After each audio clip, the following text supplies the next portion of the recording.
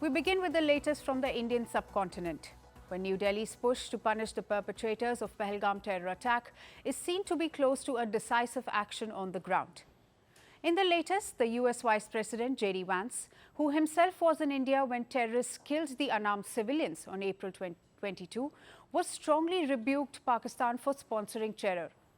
In an interview, Vance said, and I quote, "We hope, frankly, that Pakistan, to the extent that they are responsible, cooperates with India to make sure that the terrorists sometimes operating in the territory are hunted down and dealt with." End quote.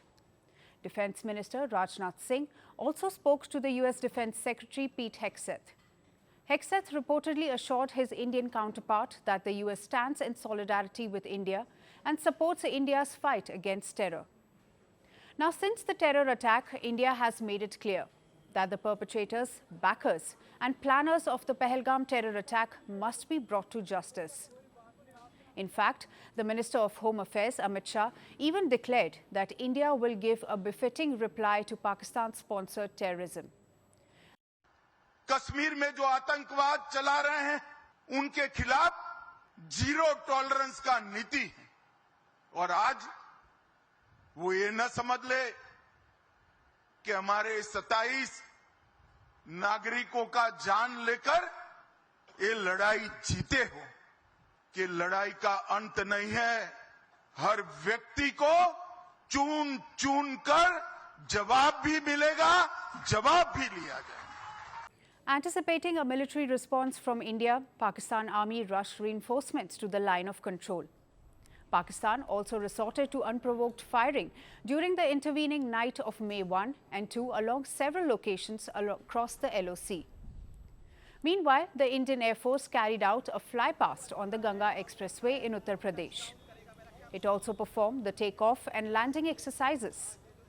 The exercise was being organized to assess the expressway's potential use as an alternative runway during times of war or national emergencies as the country prepares a response to Pakistan-backed terror.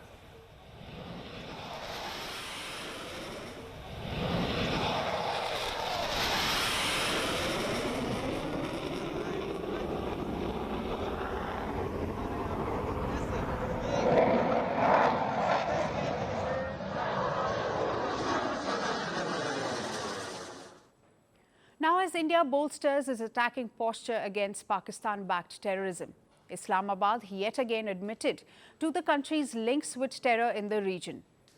Former Pakistani Foreign Minister Bilawal Bhutto acknowledged Pakistan's past involvement with terror operatives, conceding the nation's historical ties to extremism. His admission follows similar remarks by Pakistan's Defense Minister Khwaja Asif, who earlier spoke of Islamabad's role in backing and funding terrorist groups.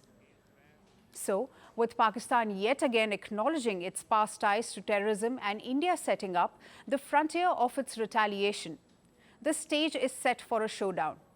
All that remains to be seen is how will India's resolve to defeat Pak-sponsored terror play out in the coming days. Greeting you with aloha and namaste. No, I love India. Presence, occupation of a territory by another country pertains to India, what we saw in Kashmir. How do you see Trump's America? Yes, the current administration behaves differently from the previous administration.